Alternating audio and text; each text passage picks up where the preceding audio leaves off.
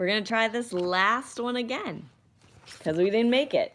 I didn't want to make a really long video. So, covenants running with interest in land. A covenant is a promise you make on how you will use your property. An easement is someone else coming onto your property, but both are interests in land. So here's the analysis. Look for promise being enforced. Who is it between? Who has the benefit? Who has the burden? And did either of the original promising parties transfer their property interest to someone else? Do they meet the requirements for running with the land? So, a real covenant must be in writing. If it is something that must be done, it must be in writing. If it must be done, it must be in writing. If it is something not to do, it may be implied. If benefit doesn't run with interest in land, it cannot be assigned. If benefit doesn't run with interest in land, it cannot be assigned. A covenant, a promise to do or to refrain from doing something. There's a burden, and that's on the promisor, and there's a benefit, that's the person who gets the promise. A landlord has the benefit of rent and the benefit of a reversion. The tenant has a burden. Look at the promise being enforced. Who has the benefit? Who has the burden? Did either of the original promising parties transfer their interest to someone else?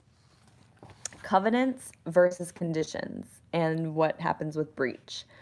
So in granting fee simples, we have conditions. And conditions on fee simple interests and leases with breach allow termination. But covenants are fee simple interests or leases, but breach allows damages and injunctions, so to stop someone from doing it. Elements to run covenants. A statute for real property includes covenants that run with real property. So this is by statute. So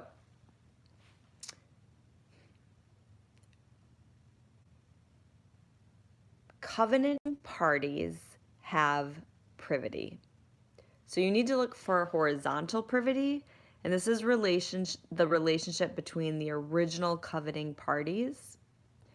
And then you look for vertical privity, which requires a transfer of the entire estate. If less than the entire estate is transferred, there is no vertical privity.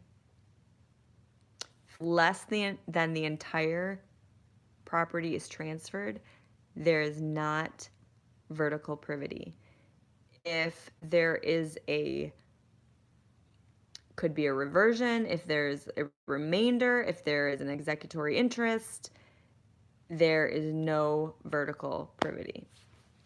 And then you need, privity, for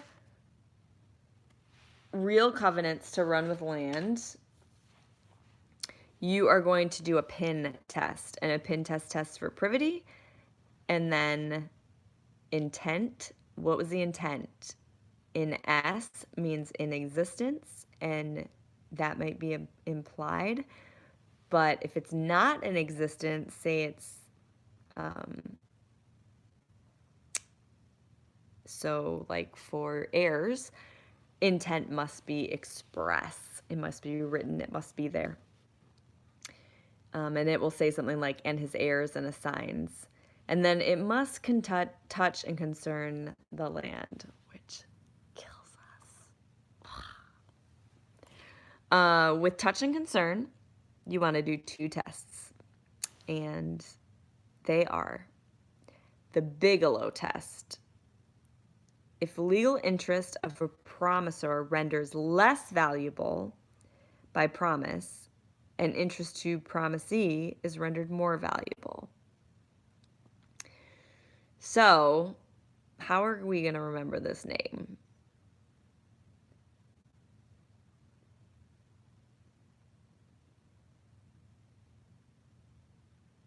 Well,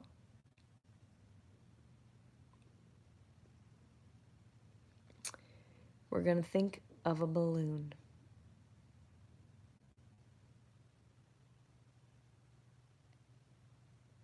No, we're not. I don't know how we're going to remember this one with I don't have a mnemonic, probably because I have been at this for 16 hours today. But the Bigelow test, the promiser is less valuable because of the promise.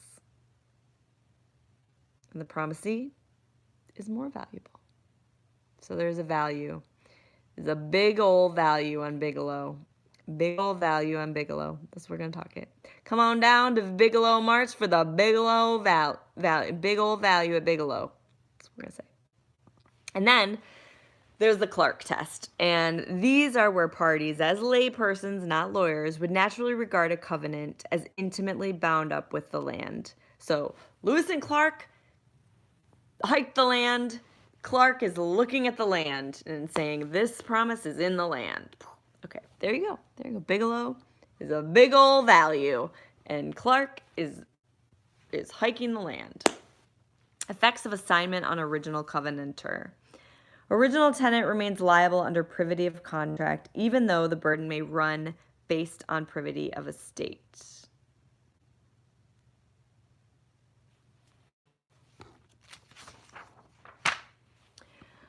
Unless there is a novation, which is an express release or an implied release when the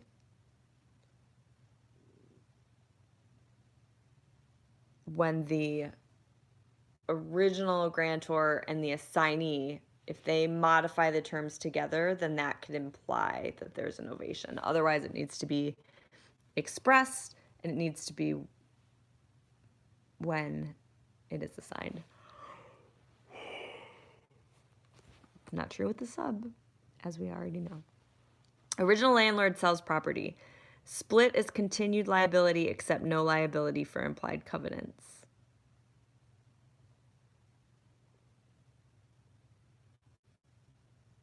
Okay.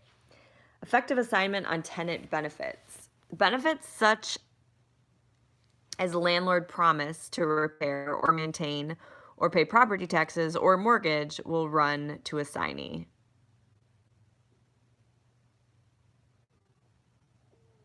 Okay. Original tenant has no standing to sue for breach unless tenant is still benefited after the assignment. Makes sense. It's not your injury if you're not benefited and you're so. Touch and concern, covenant for tenant to pay money, not rent. This is not rent. This other money does not touch and concern unless money is used on the land itself. Covenant to maintain fire insurance to benefit the landlord is personal. Does not bind tenants, assignees, unless proceeds are used for repair, because then you could argue touch and concern. Tenant's obligation to pay money may be classified as rent in the lease agreement.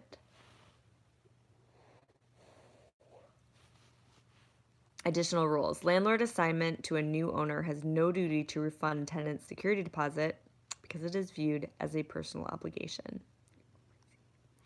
Assignee is not entitled to obtain a security deposit refund unless original tenant expressly assigns the benefit.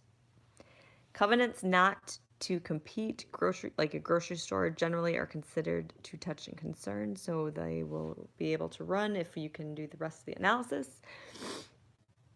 Restatement ends touch and concern. Instead, servitudes are invalid if they impose unreasonable direct restraints on alienation, they have no rational justification, they impose unreasonable restraints on trade and competition, or they are unconscionable.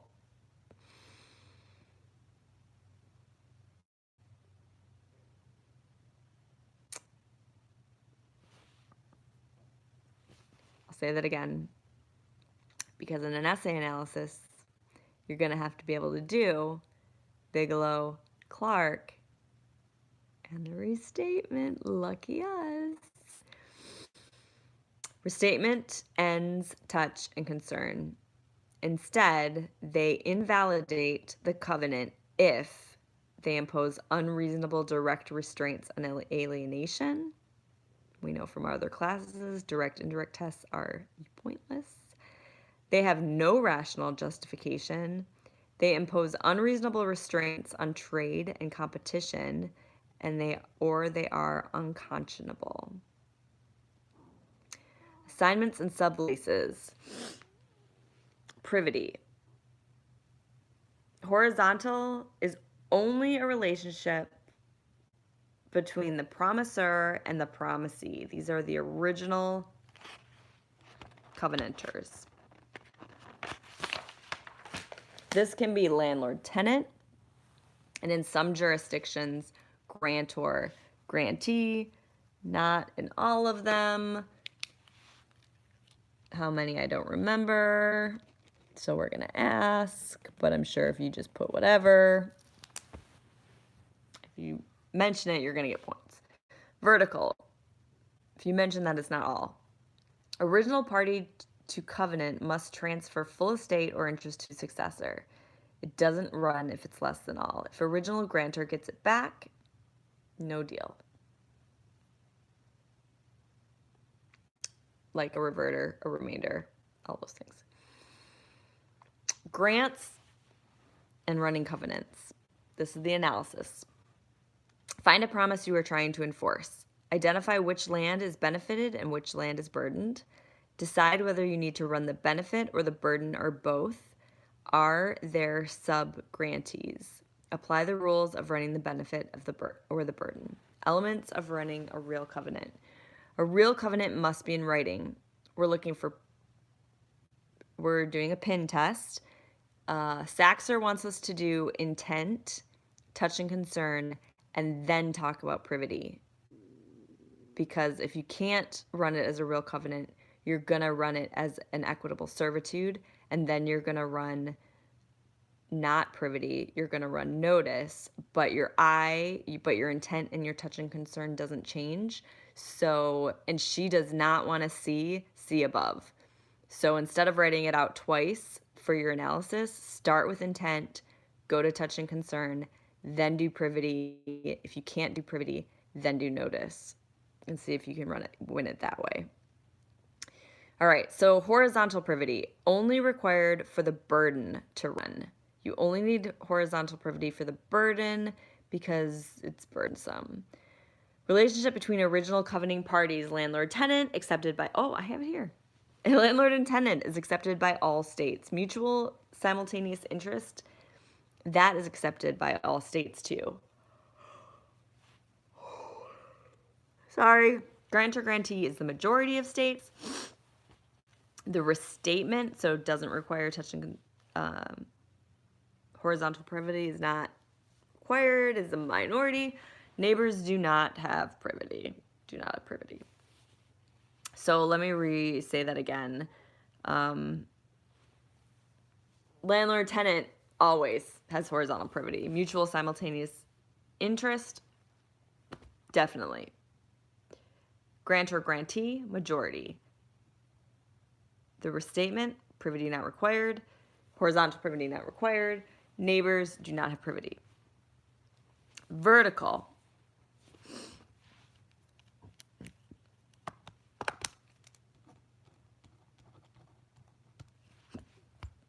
Vertical privity. This is where the original promisors have transferred their land. Burden must transfer all interest, but the benefit may keep the benefit with less than all. So if you're running the benefit, it can be less than all. It can be a sublease. They don't need the whole estate. They can have less, but the burden has to have it all.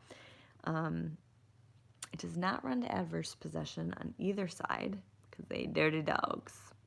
They're not going to benefit you anyway. No, they are not. And the intent needs to be an intentional covenant. Language of instrument, heirs, assignees, successors. They want the intent. You had the intent for it to keep running. It wasn't like from me to Linda. It was for me to Linda and her assigns and heirs and successors for all of life ever. All of life all of the world, all of the life of the universe. Took a long time to get there, guys. Okay, lawyers must add explicit clause indicating intent to run. And the court is going to look to the language. They want to see what the nature of the restriction is, situation and circumstance. If covenant touches and concerns, courts generally find intent. And then we're looking for a touch and concern. Connection to land of ownership, regulation of externalities, physical condition or use of land, affirmative covenants. Majority says they do touch and concern. Public policy concerns, the restatement will say if it's about public policy, say no. So political signs in yards is against free speech, and while a private entity can stop free speech because it's not the government, the court enforcing that is said to be government action, and therefore they need to uphold a fundamental public policy. Free speech is a fundamental public policy. So the restatement will say, no, you cannot have those. Okay. Majority. If benefit is in gross, that means the benefit is for a personal, not a parcel. The burden will not run because it does not touch a concern. It specifically is not a land. That is the majority. Restatement, benefit may be held personally in gross or as an appurtenance to an estate. So both, in gross and appurtenance. I can never say that. I'm sorry. Okay, equitable servitudes. So the difference, I have this chart again. I have this chart. It's going to be backwards for you, so it probably isn't going to help you, I think, but we'll try. Okay, real covenants. Run in law, privity, so you're going to run a pit test, and you can get injunctive relief or damages. But equitable servitudes run in equity, so you can get injunctive relief to stop, but that's it. They must be in writing, or real covenants must be in writing. Equitable servitudes may be implied. Real covenants need a bona fide purchaser, but equitable servitudes can be a gift. Okay. Covenants that run in equity can get injunctive relief only. Restatement makes no distinction between real covenants and equitable servitudes. Does burden grantee need to have notice as to what land is benefited by the promise? Yeah, they need to know where the promise is going. Subdivision and common plan. The promisee and or are grantor, buyer. The buyer is subject to the burden of all the land not sold, but not the benefit of any sold. Okay, so a group of lots and parcels that is clustered nearby one another, and most lots are burdened by similar covenants. Benefited land must be in close proximity.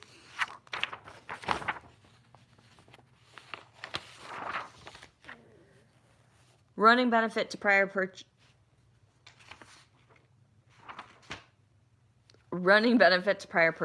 One way to do this is a third-party beneficiary theory. When express, all jurisdictions allow. When implied, not all allow.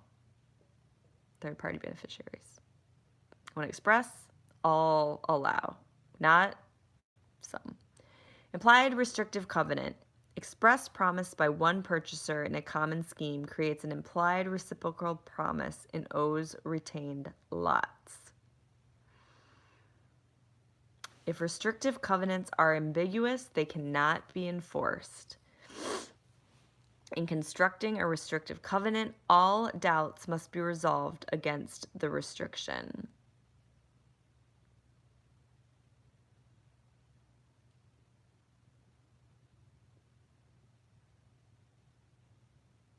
So in a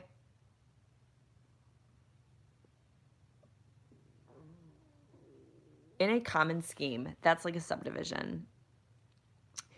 So what the law is basically saying is when a grantor has all of the plots, the original language is that the first person to buy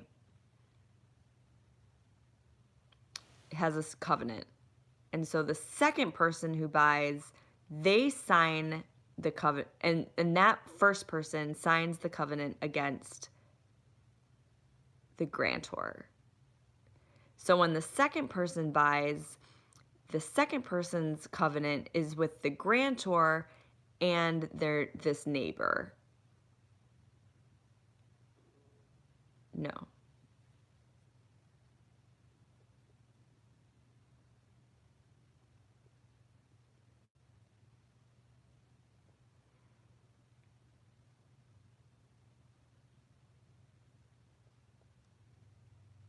It's not.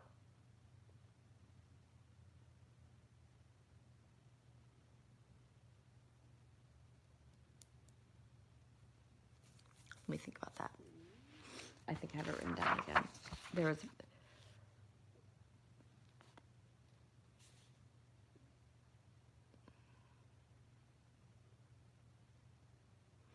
Okay, so the buyer is subject to the burden of all the land not sold, but not the benefit to any sold yet. So if there's a subdivision, plot 1 buys and is held to the burden. And then plot 2 buys.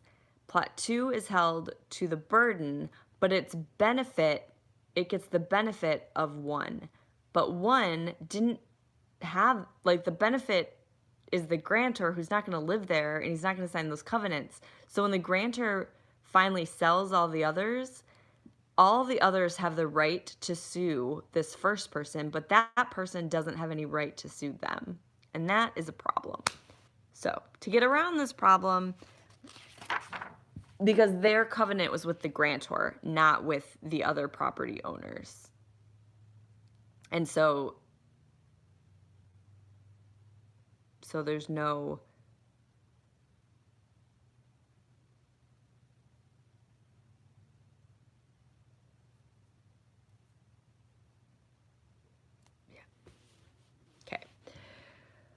implied restrictive covenant express. Okay, so how we get around this is the Sandboard rule. Implied restrictive covenant in equity or implied reciprocal negative easement.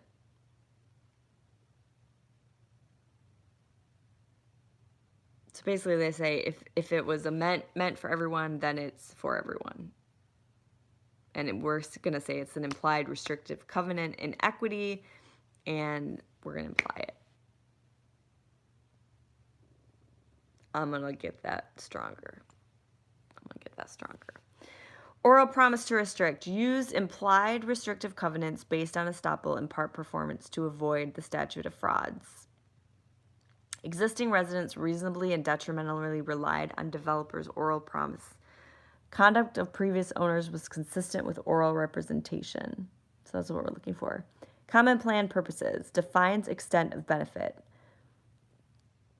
Allows previously conveyed lots to benefit by subsequent restrictions. So like a third-party beneficiary is what we're going to do with this thought.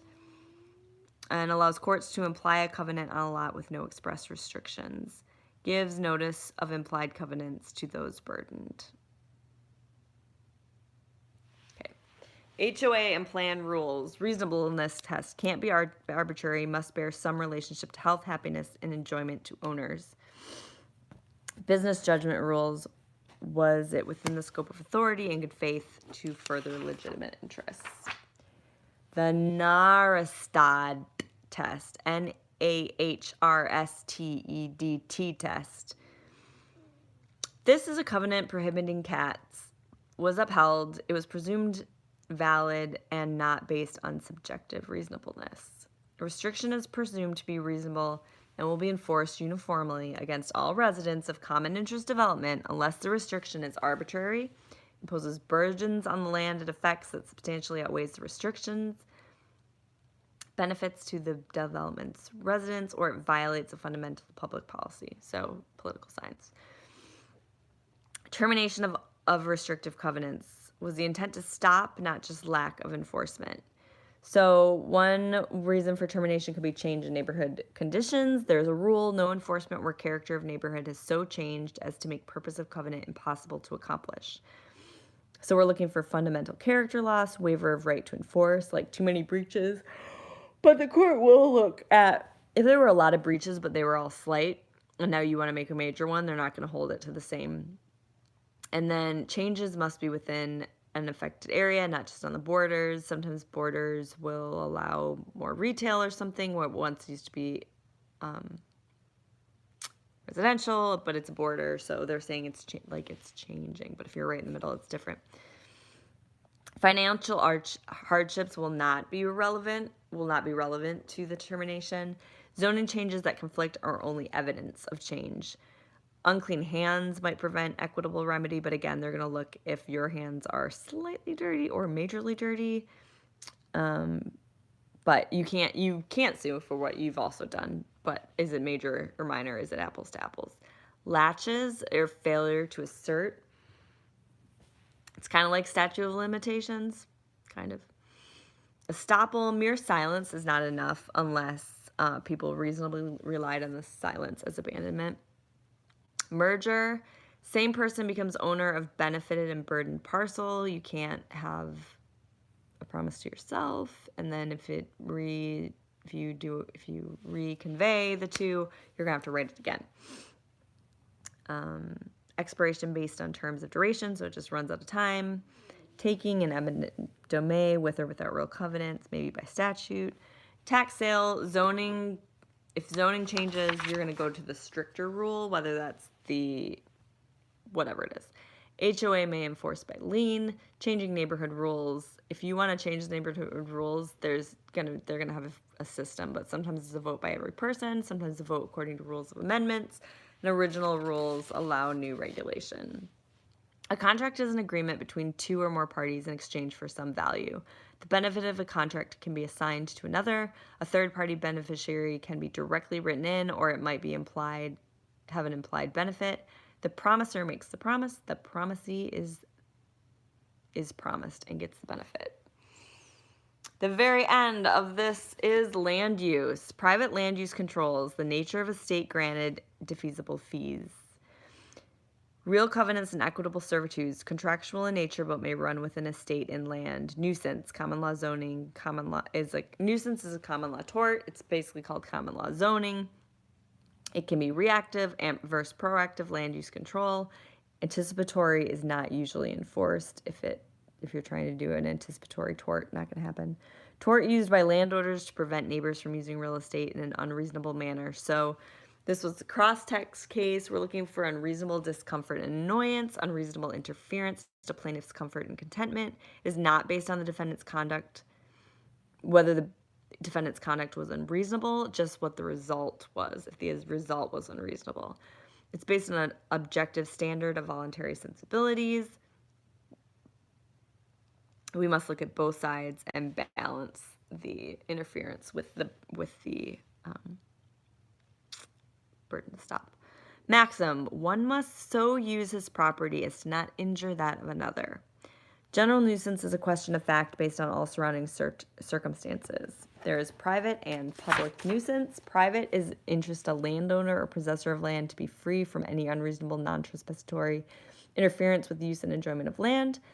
A public nuisance is interest in freedom from activity which endangers health and safety of property of many, offends public morals, or interferes with comfort and convenience of many. Standing to sue. Traditional rule, public must be brought by public official unless injury is a different kind from others. So if it's a subdivision that's suing, but there's a developer in the subdivision, the developer is going to have a different injury than homeowners. And there is two different kinds of nuisance. There is nuisance per se. Per se is always say statute. Per se, say statute. Per se, nuisance, no matter where it is located, generally this is defined by statute. So you are breaking a statute, nuisance per se. Nuisance per accidents. This looks like accidents, but without a T. Factual determination based on where activity takes place. Must reasonably and substantially affect plaintiff's health, comfort, or convenience. We have a restatement. If gravity of harm to a plaintiff.